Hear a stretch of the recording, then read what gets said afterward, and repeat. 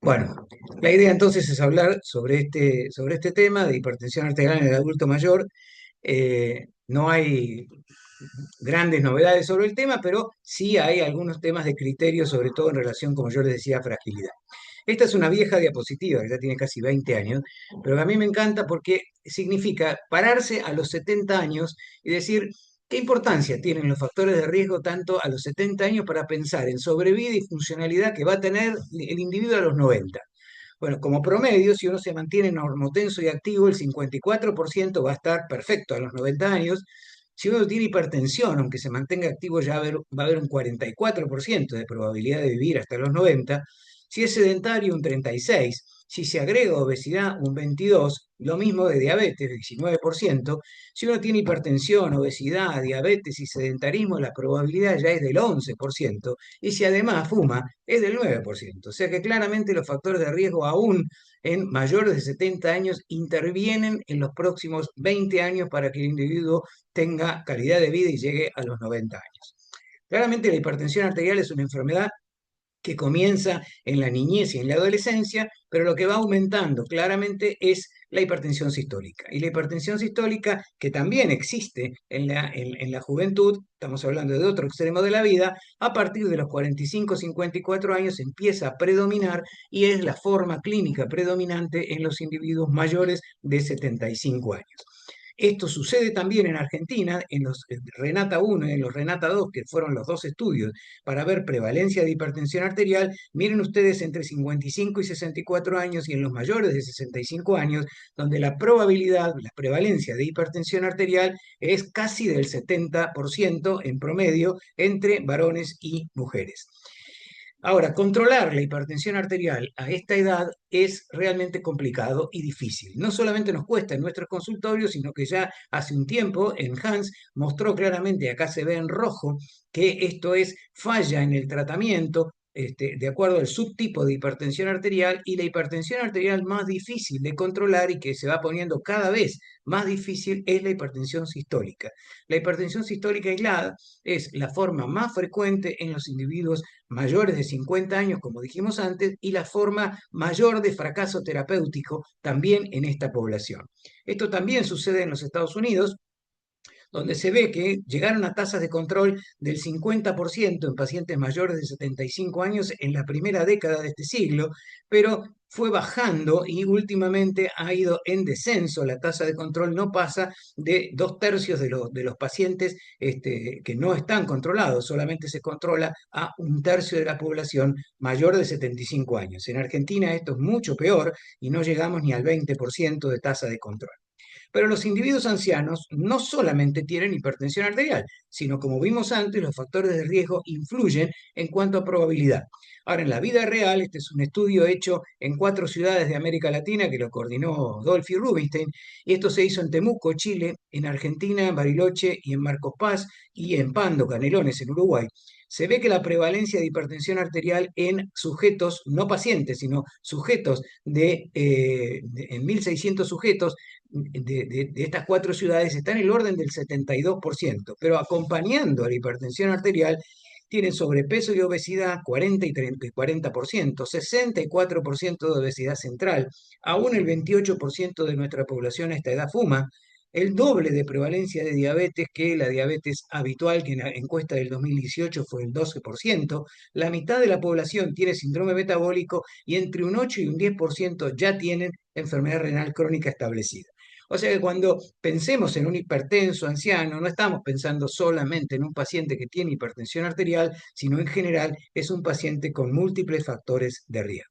Ahora, ¿quiénes son los pacientes de hipertensión en la población mayor que son los que tienen más riesgo? Bueno, esto fue un estudio que se hizo ya hace muchos años y se tomó una población masculina de más de 22.000 sujetos, fue hecho por compañías de seguro, y observaron que aquellos sujetos que iban aumentando la presión arterial sistólica y disminuyendo la diastólica, o sea, iban aumentando la presión arterial diferencial o la presión arterial de pulso, fueron los que tuvieron mayor riesgo cardiovascular independientemente de los valores absolutos de presión arterial o de otros factores de riesgo. Y esto se ve bien en este cuadro, donde si uno tiene una presión arterial menor de 120, pero ya tiene una presión entre 80 y 89 tiene un exceso de riesgo con respecto a lo que marcaba la Metropolitan Life, que era 110, 115/75, tiene un exceso de riesgo del 40%.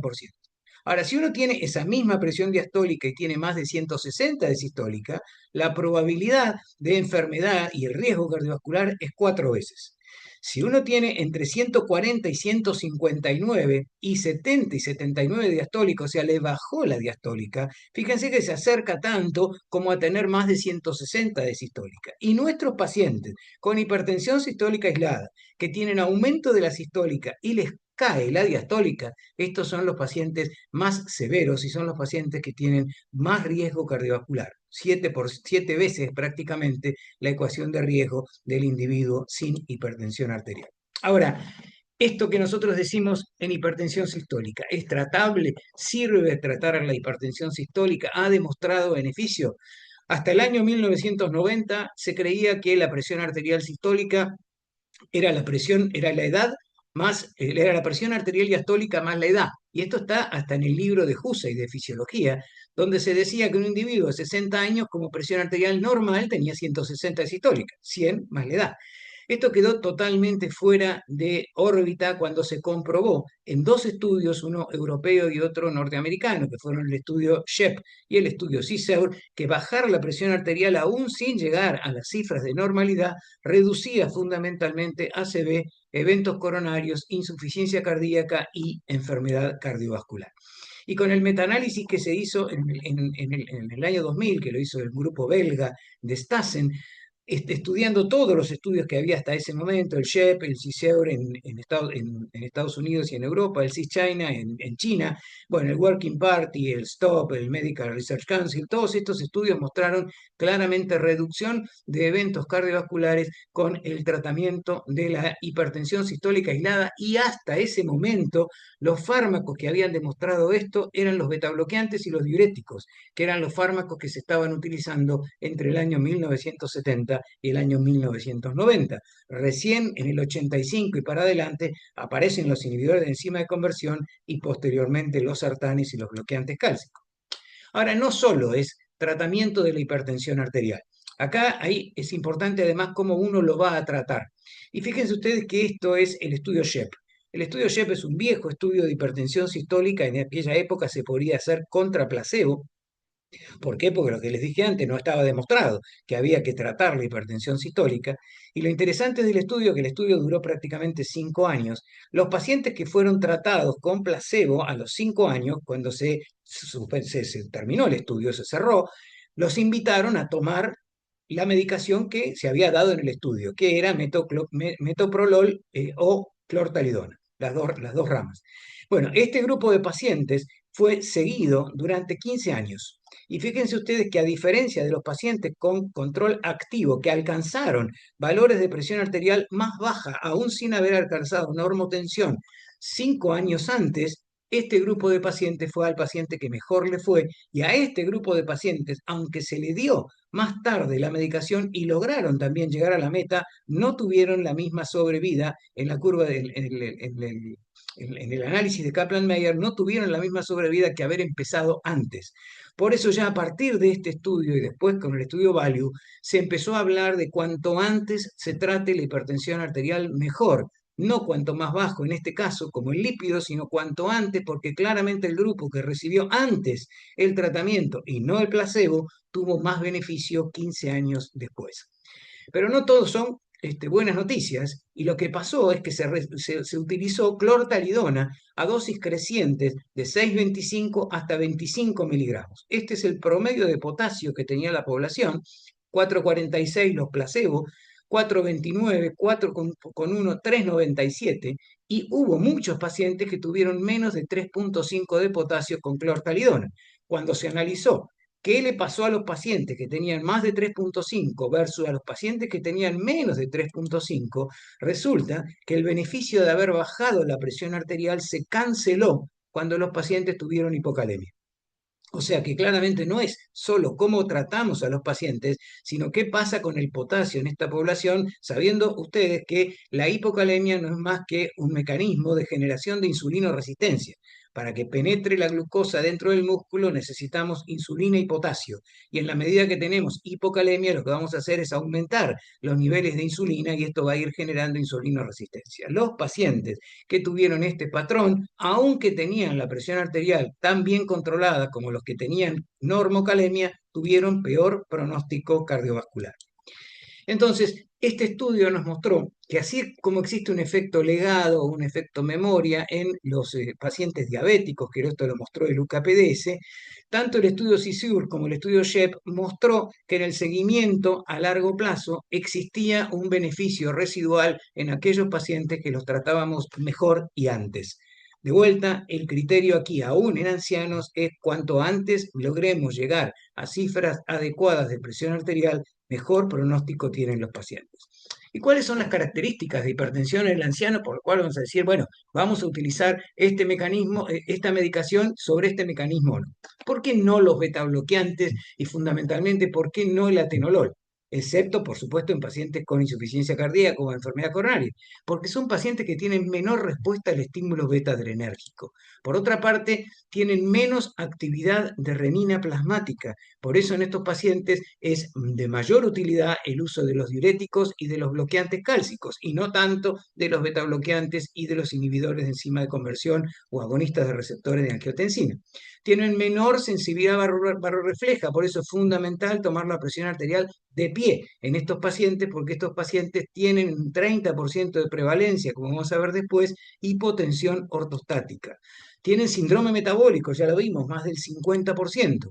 Y tienen un patrón hemodinámico, que esto se ve por cardiografía, que ahora les voy a mostrar algunos ejemplos, con menor volumen minuto cardíaco, mayor resistencia periférica y rigidez arterial. O sea que tienen un patrón hipodinámico y muchos de ellos con patrón de alteración de la distensibilidad arterial. A nivel de la pared vascular tienen menor producción de óxido nítrico, son pacientes que fisiológicamente vamos teniendo menos masa renal y caída del filtrado glomerular, hay mayor masa ventricular y hay mayor incidencia de valvulopatías y de enfermedad coronaria. Todo esto es lo que condiciona entonces la hipertensión arterial en el anciano o en el adulto mayor. Bien, por otra parte, yo les decía que tiene que ver con la hemodinamia, y esto tiene que ver con el cambio en la transmisión de las ondas de presión con la edad.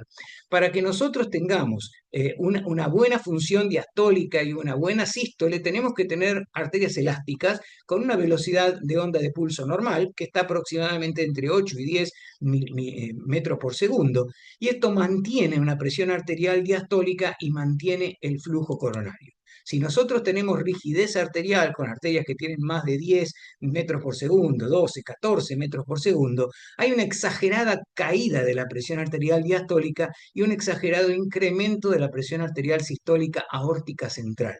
Y esto es lo que da el aumento de presión arterial diferencial o de pulso que tienen estos pacientes. Cuando pasa esto, hay compromiso de la perfusión coronaria, no se olviden que las coronarias se llenan en diástole, aumento de la poscarga y del consumo de oxígeno miocárdico, y esto lleva a la hipertrofia ventricular izquierda y a la isquemia subendocárdica. ¿Cuáles son las vías de descenso de la presión arterial y qué es lo que le interesa al organismo? Nosotros medimos presión arterial y la presión arterial claramente es volumen minuto cardíaco por resistencia periférica, pero en realidad lo que le interesa al organismo es el flujo tisular que está condicionado en esta misma fórmula por la presión dividido a la resistencia. Entonces, en un trabajo que hicimos hace mucho tiempo, nosotros quisimos saber qué condiciona la hemodinamia en los pacientes que tienen más de 65 años. Entonces, en pacientes que tienen la misma presión arterial diastólica entre los 25 y los 64 años, es claramente evidente que va subiendo la presión arterial sistólica conforme aumenta la edad. Y ya se sabía que con la edad va cayendo el volumen minuto cardíaco y también va cayendo el índice, este índice que es de carga sistólica sobre presión de pulso, que es el índice de distensibilidad arterial o índice de Fuga-Tarazzi, que va disminuyendo con la edad.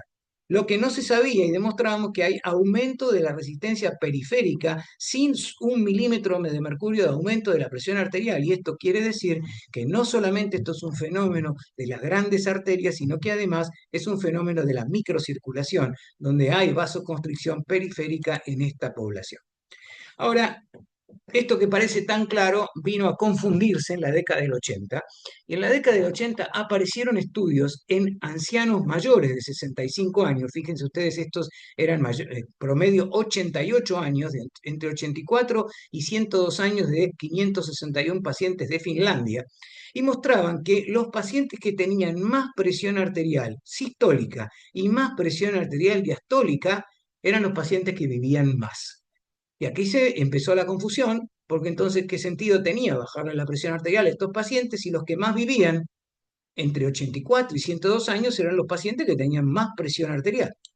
Lo mismo sucedió en una ciudad de Alemania, que es el estudio de Leiden, que tomó pacientes mayores de 80, perdón, sujetos, no pacientes, mayores de 85 años, prácticamente 600, y lo dividió en tertilos, y vio que los pacientes que tenían menos de 140 milímetros de mercurio eran los pacientes que tenían peor pronóstico, y los pacientes que tenían más de 160 milímetros de mercurio de sistólica o más de 70 de diastólica eran los que tenían mejor pronóstico. Siguió la confusión en el año 2006, y entonces en el año 2013 se decidió saber en este grupo de población de Leiden quiénes eran los pacientes que podían llegar, teniendo 85 años, quiénes llegaban mejor a los 90 años. Y se vio que había un grupo de pacientes que tenían disminución de la presión arterial entre los 85 y 90 y les iba peor. Tenían una curva de sobrevida que era peor. Cuando se analizó, porque esto era población, en un estudio observacional, quiénes eran los pacientes que les iba peor, resultó que eran los pacientes institucionalizados. Y aquí aparece ya hace unos 20 años atrás, 16 años atrás, el concepto de fragilidad. Aquí se empieza a ver que los pacientes que son los pacientes que tienen la presión arterial más baja son los pacientes que tenían más fragilidad y eran los que estaban contaminando esta muestra observacional. Entonces, la pregunta que se planteaba es, ¿hay evidencia que justifique una meta inferior a 140 milímetros de mercurio en esta población? Bueno, cuando uno analiza todo lo que se sabía en la década del año 2000 hasta el año 2009, se ve que ningún estudio había mostrado reducción de presión arterial por debajo de 140 milímetros de mercurio, excepto el estudio Balish, que fue neutro. El resto de los estudios, inclusive los que habían sido positivos, 143, 151, 149, el Hatos con 136, ninguno de estos dos había mostrado beneficio. En cambio, estos sí habían mostrado beneficio, con lo cual se agregaba más confusión todavía. ¿Hay que bajar la presión arterial por debajo de 140 en esta población o no? Todo esto fue hecho antes del estudio SPRINT. El estudio SPRINT fue un estudio que diseñó el NIH en pacientes de alto riesgo sin diabetes, y vamos a ver ahora cuál fue la cohorte en los mayores de 75 años. Pero antes de eso, se hizo un estudio en China que marcó de alguna manera cuál era el camino. ¿Por qué? Porque era un grupo de ancianos hipertensos a los cuales se le daba hidroclorotiazida, y a los que no respondía se le daba a un grupo felodipina, un bloqueante cálcico, y a otro grupo placebo. Y lo que se vio es que aquellos pacientes que recibieron la asociación de un bloqueante cálcico con hidroclorotiazida tuvieron reducción de eventos cardiovasculares. En cuanto a accidente cerebrovascular fatal y fatal, eventos cardíacos, insuficiencia cardíaca, y llegaron a una meta de 137,82 milímetros de mercurio contra 142,85. Pero lo que fue más evidente que cuando se analizó el grupo de pacientes mayores de 65 años fue donde se encontró más beneficio.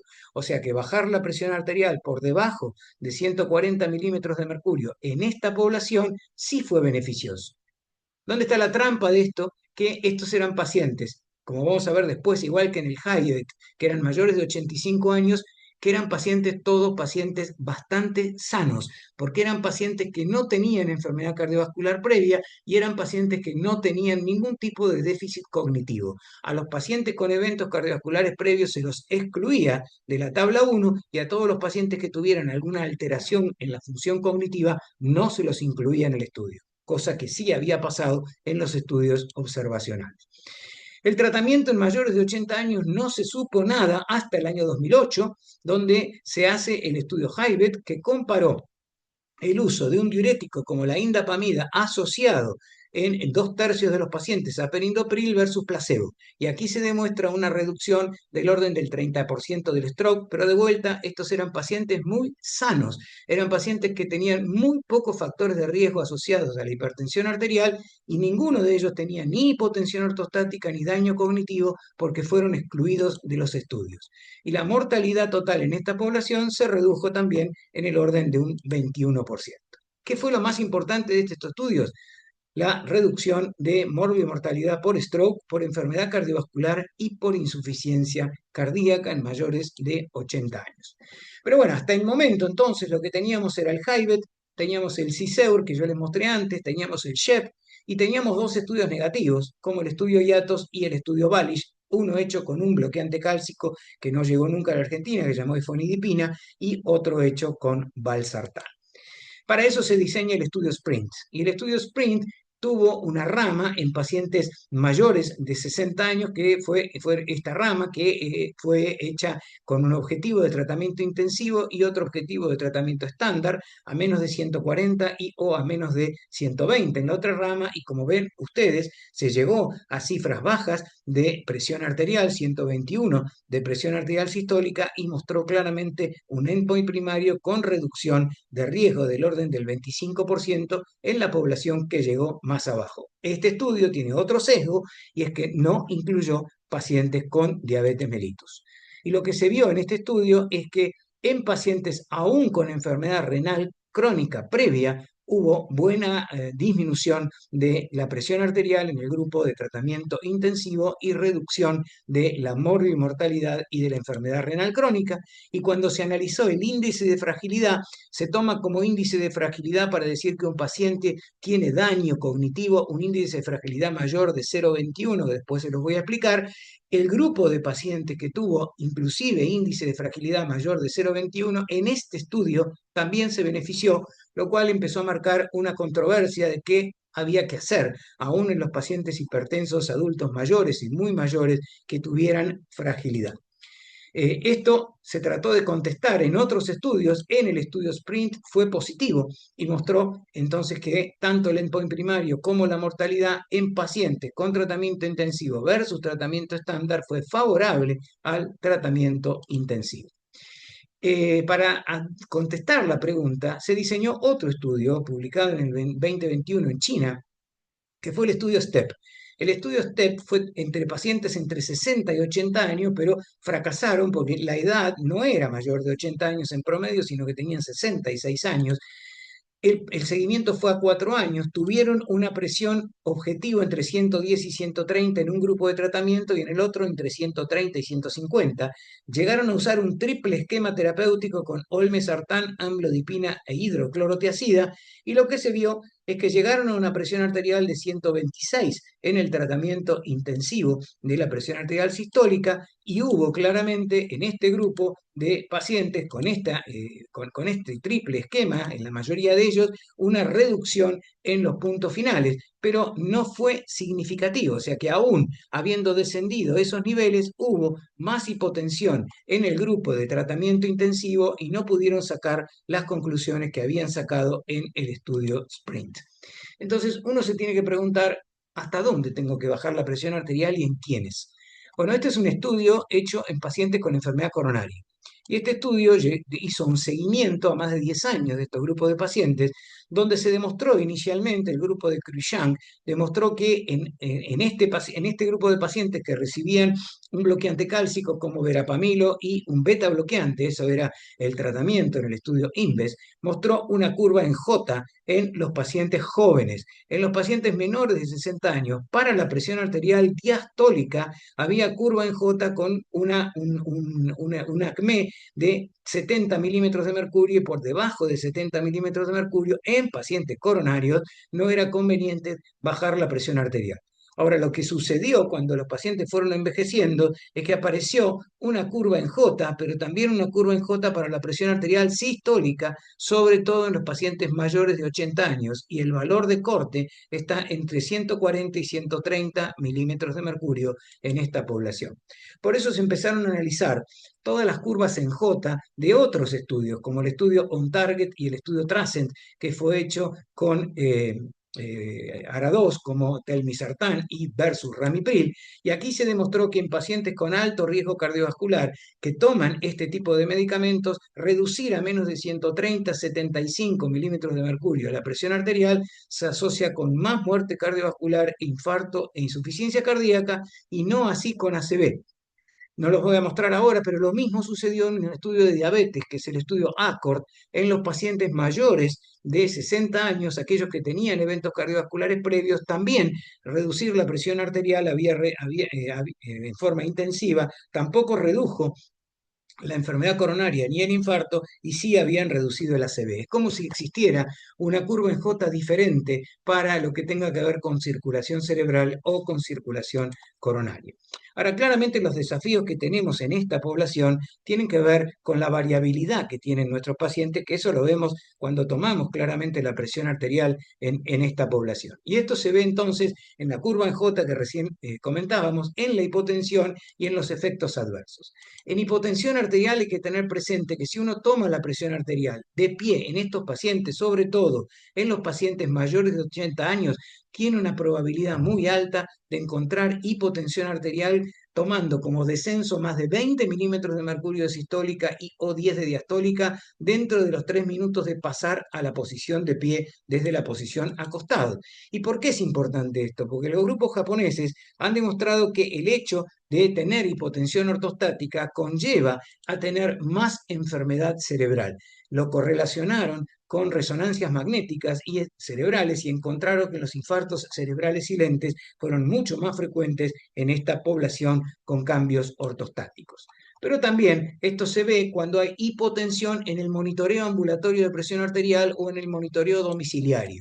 Y entonces, este estudio fue hecho en mayores de 65 años, mostrando hipotensión en consultorio o en el domicilio, definiéndola de esta manera, la hipotensión arterial, y evaluando cuáles son los factores que están asociados en el consultorio como en el domicilio. Y lo que se vio para una población que, como ven ustedes, tiene 75, 77 años entre pacientes que tienen hipotensión o que no tienen hipotensión, la edad fue significativa. A mayor edad, mayor probabilidad de hipotensión, tanto en consultorio como en domicilio.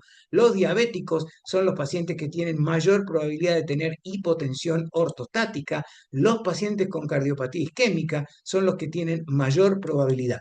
Y los pacientes que tienen daño renal crónico. Estas son las tres poblaciones que justamente tienen hipotensión ortostática y fenómenos disautonómicos, que son los pacientes donde uno tiene que tomar en serio y muy en cuenta la presión arterial de pie para evitar que los pacientes tengan lo que vamos a ver después, que es el déficit cognitivo y las caídas. Cuando uno analiza la presión en el consultorio, la edad y el índice de masa corporal, los más sarcopénicos, los pacientes más delgados, son los pacientes ancianos que tienen más posibilidades de hacer hipotensión ortostática y sobre todo si están recibiendo bloqueantes cálcicos. Y en el domicilio, los pacientes diabéticos, los pacientes con cardiopatía isquémica. Entonces, la prevalencia de hipotensión fue tan alta como del orden del 30% en el consultorio y del 24% en el hogar. Y la edad avanzada, el menor índice de masa corporal y el uso de bloqueantes del calcio se asocian con hipotensión en el consultorio. La edad avanzada, la diabetes y la cardiopatía isquémica fueron también factores predictivos, en este caso en el domicilio. Ahora, no solo es hipotensión ortostática, no solo es hipotensión fuera del consultorio, sino además hay fenómenos de hipotensión postprandial. Y esto uno lo puede evaluar cuando uno interroga a los pacientes y claramente se quedan dormidos después de comer y los pacientes se sienten flojos. La famosa modorra postprandial no es solo la marea alcalina, sino que les baja la presión arterial.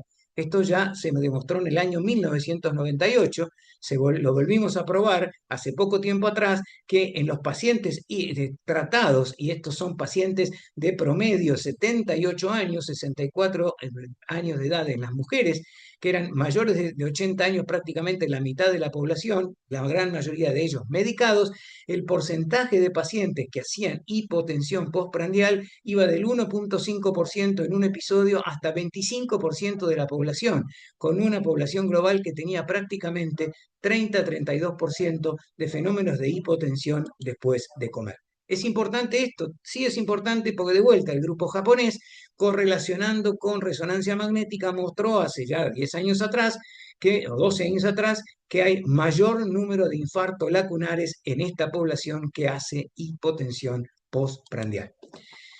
Es importante cuando uno atiende este tipo de pacientes y los medica, tener en cuenta que los primeros 14 días que uno va a hacer una indicación es fundamental, con cualquier tipo de droga, evaluar el tratamiento antihipertensivo y la incidencia de caídas que puede haber en esta población.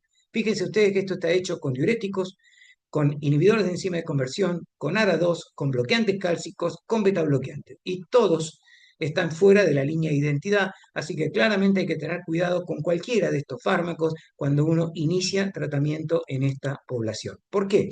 ¿Por qué? Porque hay probabilidades de que se caigan. 15% de los ancianos que se caen tienen lesiones graves. Aproximadamente 33% de los ancianos ambulatorios se caen por lo menos una vez por año. La mitad de los pacientes ancianos institucionalizados se caen una vez por año. La mitad de los pacientes que se caen no logra levantarse, muchas veces por fractura de cadera, y hoy en día es la quinta causa de mortalidad. Por eso es fundamental prevención de caídas en esta población. Y la última parte de mi charla es si tenemos que llegar a la meta en los pacientes ancianos y muy ancianos, en todos por igual. Y aquí cabe la pregunta, ¿todos los muy ancianos son iguales? Miren, estos son fotos de pacientes que teníamos cuando hacíamos talleres de ejercicio físico. Esto es una foto prestada de cuando se hacía tangoterapia en la Fundación Favaloro. Diferentes tipos de ancianos. Y acá tenemos otros ancianos, que eran los que yo veía en San Justo, institucionalizados, que tienen unas características fenotípicas absolutamente diferentes y con una escala de fragilidad que vamos a ver ahora que es totalmente diferente del anciano robusto. Entonces, la definición de fragilidad en el diccionario dice que es fácilmente rompible, que es débil, que tiene debilidad física, uno lo puede comparar con una copa de cristal. ¿Y cómo vemos los médicos cuando evaluamos fragilidad? Bueno, en general nos fijamos en el hueso y nos fijamos en el músculo. Estos pacientes son pacientes, muchos de ellos que tienen osteopenias severas y que tienen sarcopenia. ¿Qué significa envejecimiento saludable para la Organización Mundial de la Salud? Y esto está definido como el proceso de fomentar y mantener la capacidad funcional que permite el bienestar en la vejez. Para eso existen escalas. Y están las escalas de fragilidad, que no les voy a leer cada una de las escalas, pero sí para que sepan que el adulto anciano muy en forma es el paciente robusto, que va deteriorando su masa muscular, que todavía sigue en buen estado, que empieza a tener situaciones de fragilidad leve, luego aumenta la fragilidad hasta convertirse en fragilidad moderada cuando ya no puede hacer actividades de la vida cotidiana, se transforma en fragilidad severa cuando ya es absolutamente dependiente, llegando a fragilidad muy severa y al paciente terminal. Y hay diferentes grados de demencia también, cuando solamente se trata, perdón, de demencia leve, con algunos mínimos olvidos y con algunas escalas que muestran que el paciente todavía tiene solamente una pequeña alteración cognitiva a la demencia moderada, severa y muy severa. ¿Cuáles son los indicadores que nosotros tenemos en el consultorio de que una persona es más frágil? Cuando tiene una pérdida de peso no intencionada, sobre todo de pérdida de peso de masa muscular, cuando hay debilidad muscular, cansancio fácil o baja resistencia a los pequeños esfuerzos. En la sala de espera lo vemos cuando llega al consultorio, que es lento en su caminar y que tiene pobre capacidad para realizar actividad física. Entonces, cuando uno tiene 3 o más criterios de estos, peso, reducción involuntario, 5 kilos o más en un año, agotamiento fácil, reducción de la fuerza muscular, que uno lo puede comprobar con un dinamómetro, disminución de la actividad física y marcha lenta, con 3 criterios de estos, Fried ya establecía que tenemos fragilidad. ¿Y por qué es importante esto? Porque la relación entre presión arterial, mortalidad y velocidad de la marcha es claramente estrecha. Miren, esto es un estudio hecho en España, que es el estudio Peñagrande, que muestra lo que se llaman caminadores lentos y caminadores rápidos de acuerdo a la presión arterial sistólica y diastólica. Si yo tengo una presión arterial menor de 120 o una presión arterial mayor de 140 y soy caminador rápido, no hay grandes diferencias. Ahora, si yo soy un caminador lento y tengo una presión arterial sistólica por debajo de 120 milímetros de mercurio, tengo una tasa de mortalidad muchísimo mayor. Y aún más, si uno analiza la sobrevida de estos pacientes por la escala de fragilidad, aquellos pacientes que son pacientes frágiles tienen una sobrevida actuarial mucho menor que aquellos pacientes que son no frágiles. Y esto se relaciona sobre todo en pacientes institucionalizados que tienen una presión arterial sistólica menor de 130 con múltiples fármacos versus los que reciben menos fármacos. ¿Qué le pasa a los pacientes que reciben polimedicación, polifarmacia y tienen menos de 130 milímetros de mercurio y están institucionalizados? Esto les pasa, se mueren más. Claramente acá empieza a notarse lo que tenemos que llamar que es el fenómeno de desprescripción, porque este grupo de pacientes no se va a beneficiar reduciendo las cifras de presión arterial cuando están polimedicados y están institucionalizados. Estos pacientes en este estudio, que fue un estudio de un médico griego hecho en Grecia y el estudio Partech, muestra claramente que en pacientes que tienen fragilidad y que reciben múltiples fármacos para bajar la presión arterial, claramente les va peor.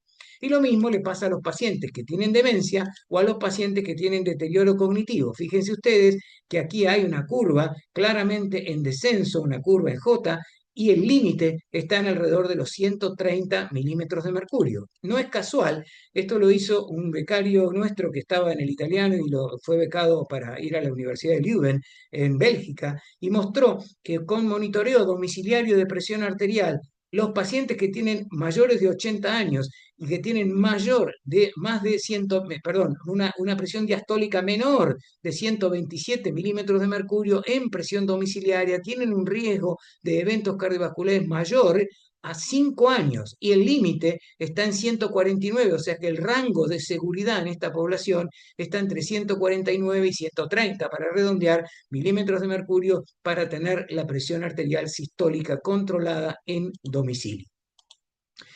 Y recientemente se publica un trabajo en Hypertension en marzo de este año que ya dice que no solo hay que tener un criterio de presión arterial y relacionado a la edad, sino que hay que tener criterio de fragilidad para definir cuál va a ser el pronóstico de estos pacientes. Esto se tomó de dos estudios que vimos antes, que son el estudio SPRINT y el estudio ACCORD.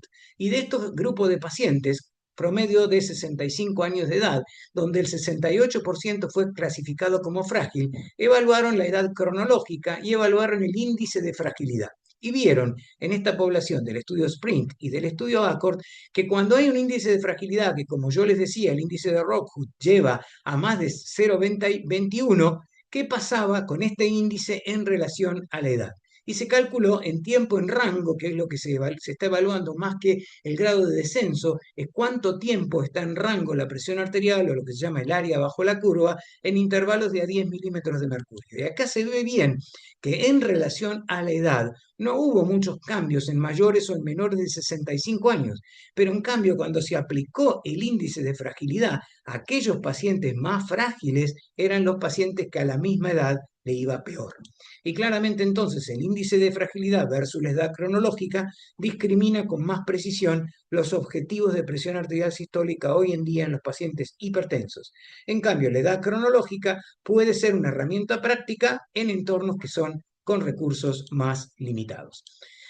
¿Qué hacemos entonces? En pacientes que son de difícil control, en el anciano frágil, en el paciente mayor de 90 años, en los pacientes intolerantes o con eventos adversos, en los pacientes que tienen hipotensión ortostática o postprandial, o en los pacientes que han tenido caídas o síncope, la meta tiene que ser más prudente. ¿Cuánto? Y alrededor de 140, 150 milímetros de mercurio, sobre todo en nonagenarios. Podemos ir a 140 milímetros de mercurio con mucho cuidado en estos pacientes si lo toleran. Ahora, si se trata de un paciente de fácil control, que es robusto, que está anticoagulado, o que tiene un aneurisma de aorta, o que tiene larga expectativa de vida, ahí sí podemos ir más abajo y tratar de llegar a metas entre 130 y 140 milímetros de mercurio. ¿Cuáles son los indicadores de sobretratamiento? Si yo tengo un paciente que tiene menos de 130 de sistólica y una diastólica que le cayó por debajo de 70 y sobre todo por debajo de 65.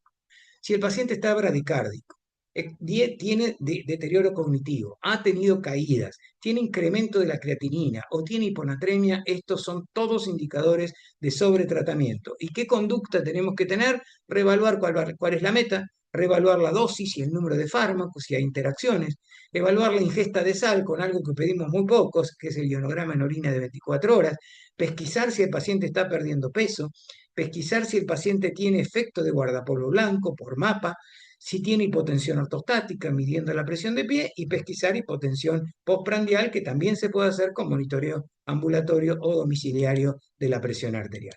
A favor de tratar, el tratamiento es beneficioso en los ancianos con una sistólica mayor de 160 siempre, y la intensificación del tratamiento podría ser beneficiosa entre 140 y 150 o menos. Los límites.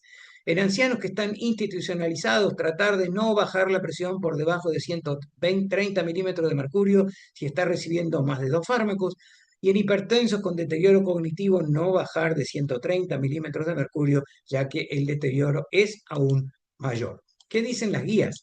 Bueno, las guías nos han dicho que para individuos entre 65 y 79 años y con un criterio 1A, tiene que estar la presión sistólica entre 140 y 150. Se puede ir un poco más abajo de acuerdo a cada uno de los pacientes con un grado de evidencia mucho menor, 2B, en pacientes que tienen la presión arterial diastólica por debajo de 70 milímetros de mercurio, o en pacientes frágiles hay que ser mucho más cuidadosos, y en pacientes mayores siempre hay que tratar de utilizar, evaluar la capacidad funcional antes de indicar algún tipo de tratamiento. En el año 2023 hicimos con la Sociedad Argentina de Cardiología, con el grupo del Consejo Argentino de Hipertensión, un documento de posición que está publicado en la RAC, donde en adultos mayores de 80 años, mirando el estado funcional conservado y pocas comorbilidades, y de acuerdo al índice de fragilidad severo y mayores comorbilidades, estableció que los pacientes funcionales con función conservada, uno puede iniciar un tratamiento con una presión arterial mayor de 140-90, con un objetivo entre 140 y 150 y 130, 140 si el paciente lo tolera. En pacientes frágiles y con mayores comorbilidades, recién iniciar tratamiento en 160 milímetros de mercurio y con un objetivo entre 140 y 160 y solamente menos y no menos de 130 si el paciente lo tolera. Las últimas guías de la Sociedad Argentina de Hipertensión, de la SAC y de la FAC del año pasado, nos dicen iniciar un tratamiento entre 65 y 79 con 140-90, el objetivo primario en menos de 140-80, en pacientes mayores de 80 años iniciar con más de 160 y se puede llegar en pacientes muy en forma, robustos, a un rango de 140-160, ahí se puede iniciar, y en pacientes con fragilidad los objetivos son similares a los menores de 80 años. Y en los frágiles severos, obviamente el objetivo tiene que ser mucho más conservador e individualizado. Reflexiones finales. Es recomendable entonces un manejo individualizado, especialmente en pacientes de edad avanzada. No parece razonable hacer recomendaciones generales en adultos muy mayores, mayores de 80 años. La reducción intensiva de la presión arterial puede inducir riesgo en pacientes de edad avanzada, especialmente en los muy mayores con enfermedad cardiovascular conocida. En adultos mayores pero menores de 80 años es recomendable que el primer objetivo sea reducir siempre a menos de 140-90 y si el tratamiento es bien tolerado, los valores pueden ser dirigidos hasta menos de 130-80. En pacientes frágiles, en forma independiente de la edad y en octogenarios, la decisión es individualizada, tiene que estar siempre guiada por el criterio de funcionalidad y la meta pareciera estar por debajo de 150-90 y nunca más allá de 130-80. Y en población que han sido excluidas de los ensayos clínicos, como los diabéticos, los pacientes con ACV previo, deberíamos utilizar una meta más conservadora. En pacientes frágiles, en forma independientemente de la edad, la decisión es individualizada y tiene que haber una meta prudente. No se recomienda un control estricto de la presión arterial en esta población. El tratamiento debe adaptarse a una escala de fácil aplicación, lo cual nos permite identificar las características de los pacientes de acuerdo, por supuesto, a la edad, el estado funcional y su autonomía para las actividades de la vida diaria o cotidiana. Siempre es necesaria una evaluación geriátrica integral más detallada para definir la ecuación riesgo-beneficio. Los pacientes que tienen hipotensión ortostática sintomática o han tenido caídas, se recomienda reducir el número de fármacos antihipertensivos, que es lo que hoy llamamos desprescripción, y no solamente de los fármacos antihipertensivos, sino tener en cuenta los antiinflamatorios y tener en cuenta los psicofármacos en esta población. Los metaanálisis han demostrado que no existe una clase de antihipertensivos que sea superior a la otra, aunque está recomendado en este grupo de pacientes iniciar tratamiento a menos dosis con bloqueantes cálcicos, iniciar tratamiento a menos dosis con ARA2 o con diuréticos, tratar de evitar altas dosis de diuréticos, no solo por la hipocalemia, sino por la hiponatremia que pueden tener estos pacientes, ya que todos sabemos que estos pacientes tienen dificultad en hacer clearance de agua libre, con lo cual claramente hacen hiponatremia dilucional. Y el beneficio del tratamiento para reducir el ACV y los eventos cardiovasculares fundamentalmente se debe en gran medida a la disminución de la presión arterial en sí mismo. Muchas gracias por escuchar. Bueno, Brillante, Gabriel, muchísimas gracias. no, gracias a ustedes Total- por escuchar. Totalmente de acuerdo y no vamos a robar tiempo porque sé que te queda muy poco. No, hasta El las tema 9 de vamos bien. el tema de tener en cuenta la fragilidad del paciente, cada vez con el tema de la longevidad es más frecuente, te diría, a diario recibimos a ese paciente mayor que entra con el bastón reglamentario, que Totalmente. apenas se puede sostener de pie, acompañado por la hija que trae la hojita con las presiones y el tensiómetro también en la cartera. Sí, Entonces, cuesta el tema de ir quitando medicación para que el paciente esté idealmente con ese 140, 150 de sistólica. La diastólica siempre la tienen baja. Y hay que reeducar a ese familiar a no volverse loco con la presión y no andar haciendo eso que muchos médicos le han dicho de cada vez que tenga más de 150, tómese una amlodipina además. Y yo totalmente. les explico que lo que lo va a matar va a ser la caída, la fractura de cadera y no la hipertensión. Y ahí, con los fármacos, si bien como vos decís, no hay uno que haya demostrado superioridad sobre el resto, y no estoy haciendo promoción de ningún laboratorio, la lercanidipina es una excelente opción porque es un bloqueante cálcico que causa un poco menos de hipotensión que la amlodipina, un poco menos de edema y lo toleran bastante bien. Sí, señor. Y esos 10 miligramos de lercanidipina es como un poco menos que el 5 de amlodipina. Sí, no ¿Sí? solo eso, te interrumpo, sino que además lo importante es la velocidad de descenso. La amlodipina baja Exacto. rápidamente la presión y la alerca no. Exacto, por eso a mí me encanta tanto esa droga, especialmente en esa población. No quiere decir que en Exactamente. otras no ande bien, pero especialmente en esa población anda fantástico y mucho cuidado con la hiponatremia con el diurético, que está Eso, escrito que uno les puede dar diurético, pero la hiponatremia en ese paciente tan frágil es un problema. Puntualmente eso, ahí está Agustina levantando la mano, yo sigo con mi helado.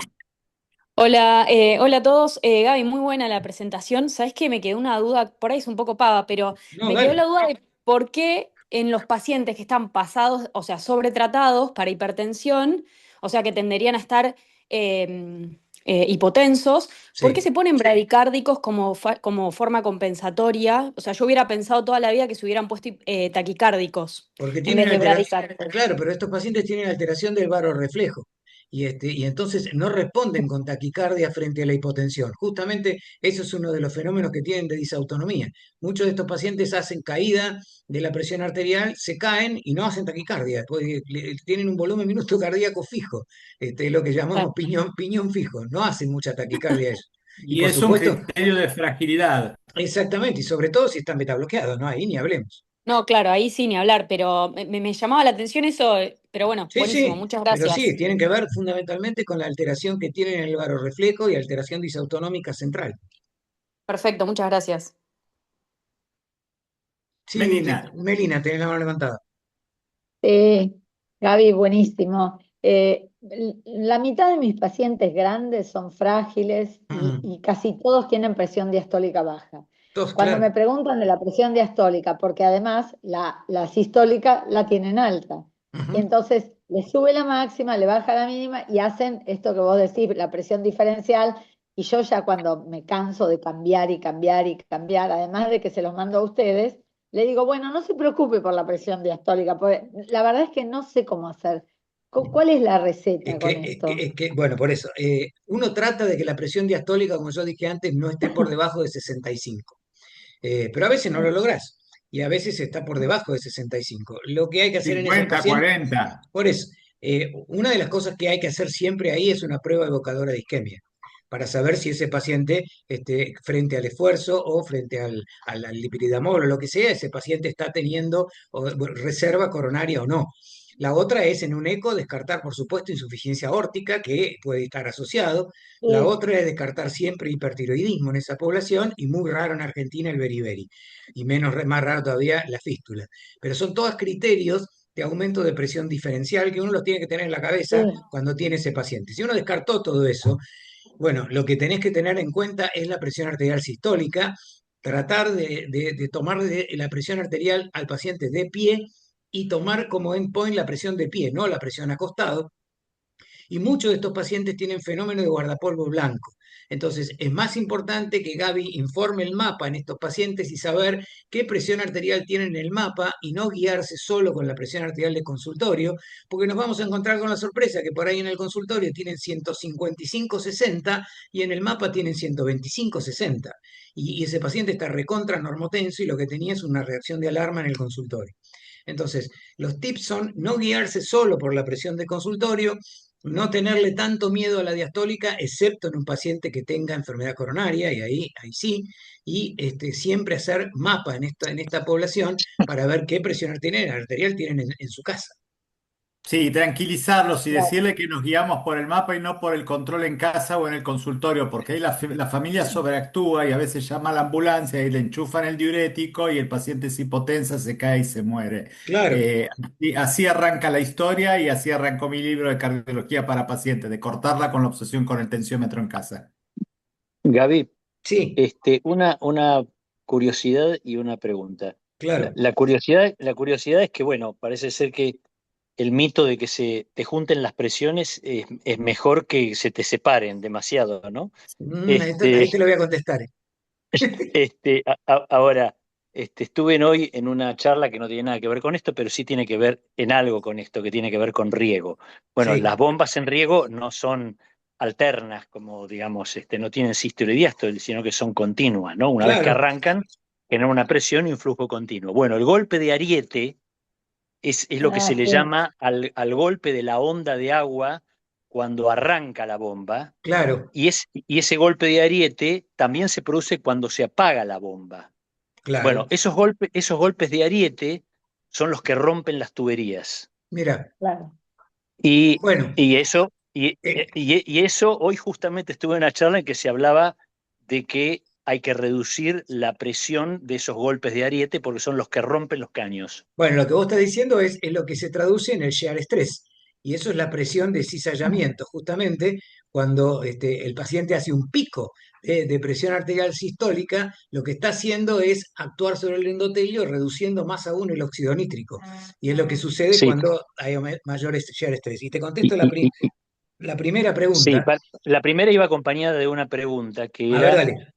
que era si hay alguna droga Sí, con la que cuando vos ves que el tipo tiene una presión diferencial muy grande, vos la elijas para que no sí. le siga bajando la diastólica. Bueno, bueno, excelente las dos. Primero, la pregunta es, la respuesta es no. No hay una droga que baje solo la sistólica y no baje la diastólica, porque la diastólica va a depender siempre también de la resistencia periférica, y cuando vos bajás la presión arterial, en la ecuación está bajando la resistencia periférica y hay vasodilatación, a menos que uses solamente medicación vasoconstrictora. Pero si es medicación vasoconstrictora, como podría ser un La beta presión. 1, un beta bloqueante beta 1, no te va a bajar demasiado la presión arterial sistólica, porque ese paciente ya tiene caída del volumen minuto cardíaco. Con lo cual estamos siempre en el mismo brete y no hay una droga. Por eso es preferible lo que planteó Gaby de usar un bloqueante calcio de acción lenta, que como no va a producir eso que decís vos de la bomba, que le va a dar un chicotazo de descenso de la presión arterial o del aumento de la presión arterial, los bloqueantes cálcicos de lenta acción en eso son mejores. Ojo con los ARA2 o con los IECA a dosis plena, porque muchos de estos viejitos no toman agua, y al no tomar agua tienen mecanismos de hipovolemia, y al darle un ARA2 o al darle un IECA, que tienen el sistema renin-angiotensina recontraestimulado por esa hipovolemia, hacen hipotensiones bruscas y falla renal. Entonces, si uno va a usar un IECA o un ARA2 en esta población, yo empiezo a mitad de dosis.